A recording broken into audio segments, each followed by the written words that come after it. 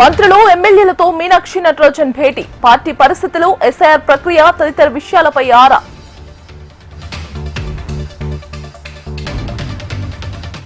నర్సరావుపేటలో CM Chandrababu, కేంద్ర మంత్రి నిర్మలా సీతారామన్ పర్యటన. 1,03,246 మంది లబ్ధిదారులకు రుణాలు అందజేత.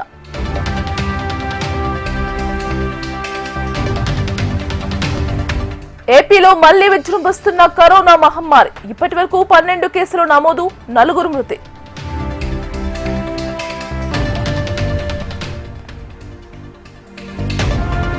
జగన్నాథ ఉత్సవాలతో విశాఖలో ఆధ్యాత్మిక వాతావరణం.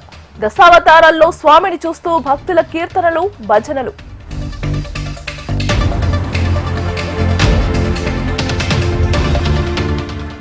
భారతీయ రైల్వే చరిత్రలో నూతన శకం. జింద్ స్టేషన్ లో తొలి హైడ్రోజన్ రైలు ప్రారంభించిన మోదీ.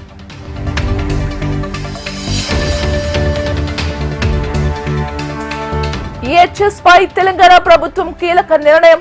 ఆరోగ్య సేవల అమలుపై హెల్త్ కేర్ ట్రస్ట్ కు బాధ్యతలు.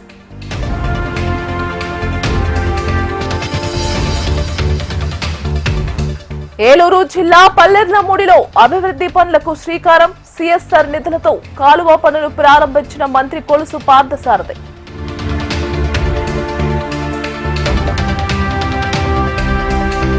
మంత్రి వాకిటి శ్రీహరికి అస్వస్థత. కేర్ ఆసుపత్రిలో చికిత్స.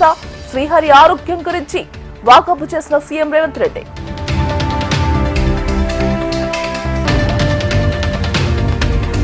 ఎయిర్పోర్ట్ రేంజ్ లో hitech city railway station virtual గా ప్రారంభించిన ప్రధాని మోదీ.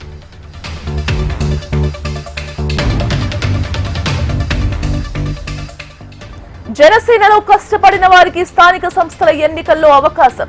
కూటమి పొత్తులపై మంత్రి నాదెండ్ల మనోహర్ కీలక వ్యాఖ్యలు.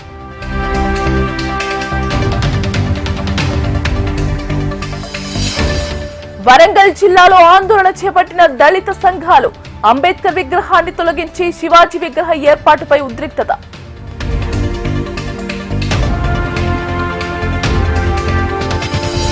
నల్గొండ జిల్లాలో కొనసాగుతున్న ఎస్ఐఆర్ ప్రక్రియ. ఎస్ఐఆర్ పూర్తి చేసేందుకు కృషి చేస్తున్నామన్న కలెక్టర్ చంద్రశేఖర్.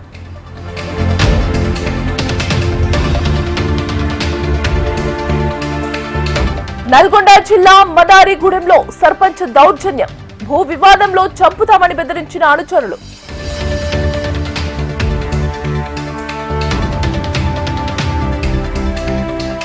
హైదరాబాద్ జియాగూడలో 2 కుటుంబాల మధ్య ఘర్షణ.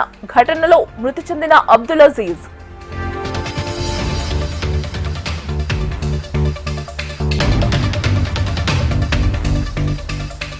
కర్నూలు జిల్లా అరికెరలో ఓ వ్యక్తికి దేహశుద్ధి చేసిన గ్రామస్తులు. మహిళతో అసభ్యకరంగా ప్రవర్తించిన వ్యక్తి అదుపులోకి తీసుకున్న వ్యక్తి.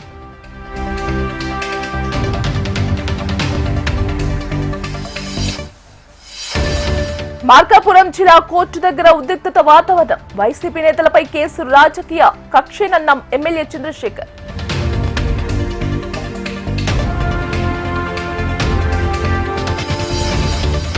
వాయువ్య బంగాళాఖాతంలో అల్పపీడనం. ఇవాళ రేపు ఏపీలోని పలు జిల్లాల్లో వర్షాలు.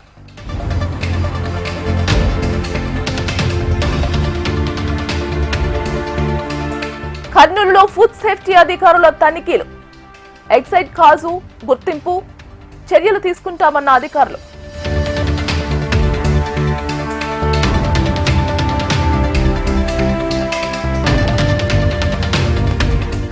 హైదరాబాద్ స్టాన్లీ కాలేజీలో ఎలక్ట్రానిక్ సిస్టమ్స్ పై అంతర్జాతీయ సదస్సు. ముఖ్య అతిథులుగా హాజరైన పద్మభూషణ్ సారస్వత్, వైఎస్ ఛాన్సలర్ కుమార్.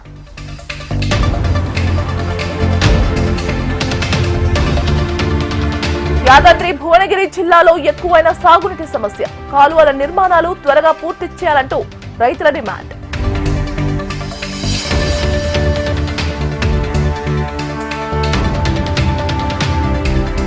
నంద్యాల జిల్లా బనగానేపల్లిలో డ్రైవర్ నిర్లక్ష్యం. క్లీనర్ పైకి దూసుకెళ్లిన బస్సు ఆసుపత్రికి తరలింపు.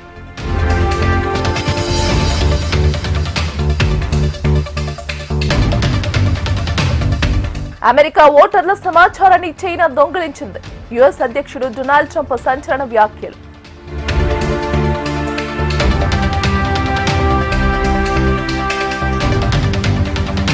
పశ్చిమ బెంగాల్ ముర్షిదాబాద్ లో స్కూల్ బస్సును ఢీకొన్న రైలు 3 విద్యార్థులు మృతి, పలువురికి గాయాలు, ఆసుపత్రికి తరలింపు.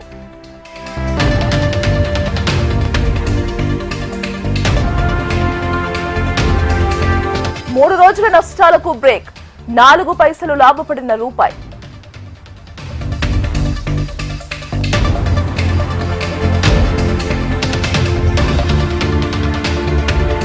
జపాన్ ఓపెన్ లో సెమీస్ కు దూసుకెళ్లిన పివి సింధు, సెమీస్ లో చైనా స్టార్ చెన్తో తలపడనున్న భారత్ స్టార్ షట్లర్.